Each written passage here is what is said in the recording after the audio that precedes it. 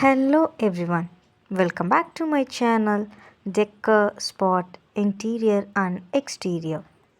Hello use பார்த்தீங்கன்னா இவங்க இதை காலி இடமா வேண்டாம், எனக்கு இதை தான் யூஸ் பண்ணணும் அப்படிங்கிற மாதிரி ஒரு பிளான் பண்ணியிருந்தாங்க. இங்கே என்னன்னு பார்த்துட்டிங்கன்னா நம்ம என்ன இங்கே பிளான் பண்ணியிருந்தோம்னா இங்கே அவங்களுக்கு யூபிஎஸ் வைக்கிற மாதிரி ஒரு செட்டப் பண்ணி கொடுத்துருக்கோம்.